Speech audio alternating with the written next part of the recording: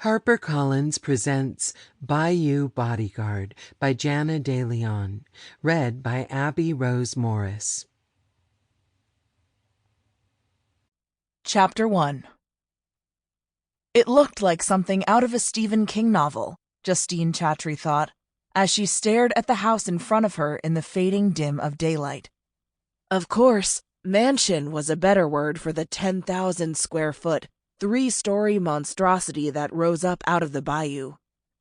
Its dark windows peeking out from moss-covered stone and seeming to stare back at her.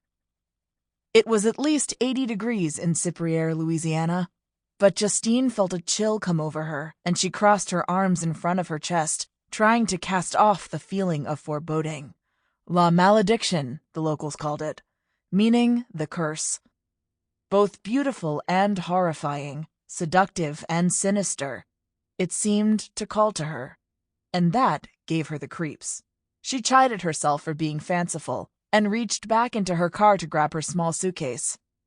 Just because her mother chose to believe in haunts and curses didn't mean Justine followed suit. The house was a house. Granted, this house was an extremely large one with a bloody history, but that didn't change the job she had to do. In fact, it made her job all the more interesting. "You made it," a voice called from the entry to the house, and Justine looked up and waved at Olivia Markham, the woman who'd hired her for the research job at La Malédiction. Olivia smiled and crossed the courtyard to Justine's car. "I'm glad to see you," Olivia said. "I was starting to worry you wouldn't make it here by dark. We've made some strides clearing the road to the house, but it's still not the best place to be at night if you don't know where you're going." Justine smiled, thinking road was a bit of a stretch to call the dirt path almost hidden by the swamp. "Sorry I worried you. I got held up by my mother. She's a professional at making me late." Olivia opened the door to the back seat and pulled out one of Justine's boxes of supplies. "I hope she's not worried about you staying here," Olivia said as they walked toward the house. Justine frowned. "She's not thrilled, but my mother is not your average person." Olivia balanced the box on her hip and opened the front door to the house so Justine could walk inside. "What do you mean?" Olivia asked. "Is there such a thing as an average mother?" "Probably not, but mine is worse than most. She was raised deep in the bayou and still believes in the old ways." Olivia closed the door and stared at her. "Voodoo." "Yeah," Justine said, and stared beyond Olivia at the wall behind her. Her mother's insistence on using spells and potions to manage every aspect of her life and health, along with her attempts to direct Justine the same way, had resulted in years of constant friction between them. "Wow," Olivia said and started down a hallway. "You never told me that when we talked before." "It's not something I like to tell a lot of people." Olivia gave her a sympathetic look.